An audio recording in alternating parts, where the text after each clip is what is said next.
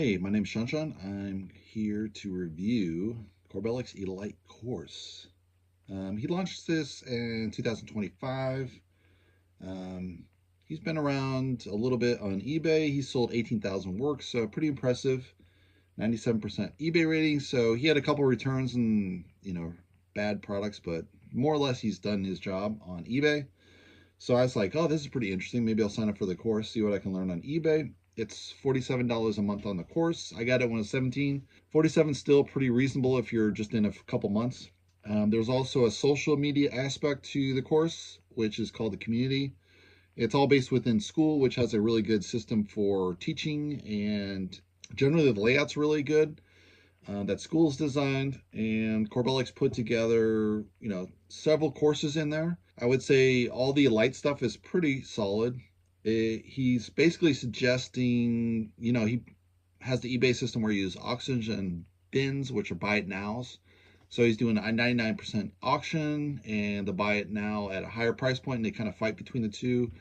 And he's saying basically make about 20 paintings a day, so really flood eBay and build up your reputation that way. So that's the basic logic of the course. I would say you are going to produce really sloppy work doing this. There's no way to make 20 paintings a day and be high quality. You might make 3 or 4 paintings really good a day, but outside of that, you're kind of scaling up. It takes a while to get there to get 10 paintings a day.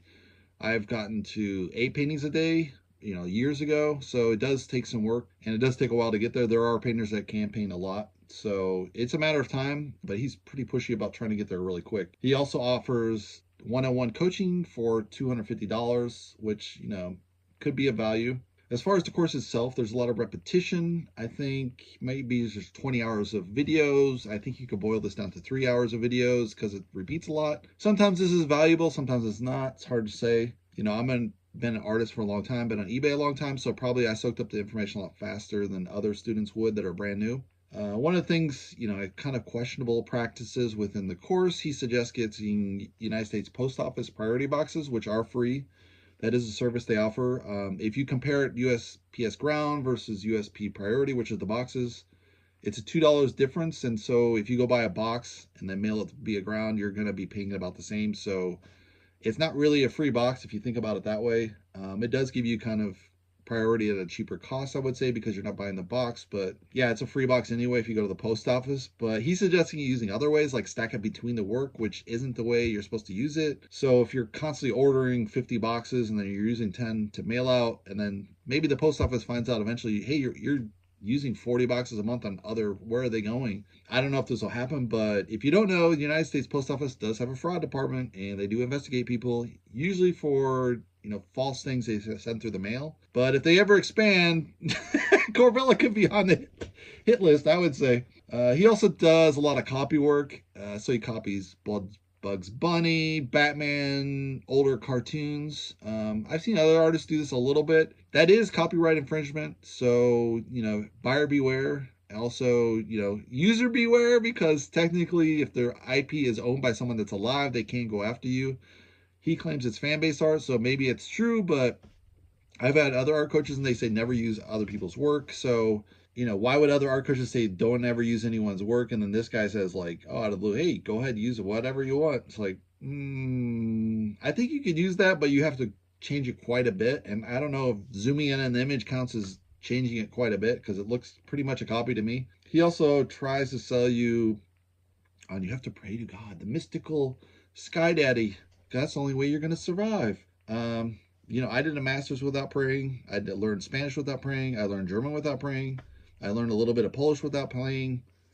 I learned how to beat my dad in chess without praying. It all just boils down to hard work and discipline. You don't necessarily need to go to church. I'm not saying it's bad. It can be a very good thing, but to sell this in a course, it doesn't have anything to do with the art course, I don't think. He has some weird health advice on special drinks he has every day, which again, nothing to do with art. He's not a health expert, so why you have it in the course? A little bit strange, off. He also, if you're going to talk about health, talk about cadmium paint, because that is dangerous. And if you use the powder version, that can give you cancer if you breathe it in. So that is definitely worth talking about in the art course. Not talking about if you have your electrolytes or not every day. He had hundreds of finance jobs, so that really suggests a lot of character flaws to why they never hired him full time versus just hiring for 3 months. That really suggests some character flaws. which do come up later. I'll mention. He says don't use Facebook or Instagram. I agree in the aspect that they're not as effective as they once were, but to not use them at all just sounds like, are you afraid of criticism online? That sounds what it's really about versus, they're ineffective. It's like, yeah, they're not as effective, but every artist in the world uses Facebook and Instagram, and no one would tell you not to use those. So a little bit strange advice there. Yeah, and he gets around beating 20 to 40 paintings. He brags they did 100 paintings in one day. I'm like, what quality work have you doing 100 paintings in one day? I could see you doing 20, even 30 paintings solid if you're really up there, but after a certain point, you're going to be painting really sloppy paint. I think a lot of his work is a lot of sloppy paint, and that's kind of where he's trying to lead you to. And I don't see you ever rising the ranks of artists long term. If you want to have a legacy as an artist, it's definitely not the way to do it. It is a way to make money. So if you want to make money and not care about your reputation as an artist, follow Corbellic's method, And then there's other basics of art he skips. He never talks about composition, never talks about drawing. He never talks about color mixing. Those are really key components to a good art course if you're teaching about art. He's really teaching about art business, and that's kind of okay, but to not mention them at all and say like, hey, by the way, you should probably follow, some other people on this.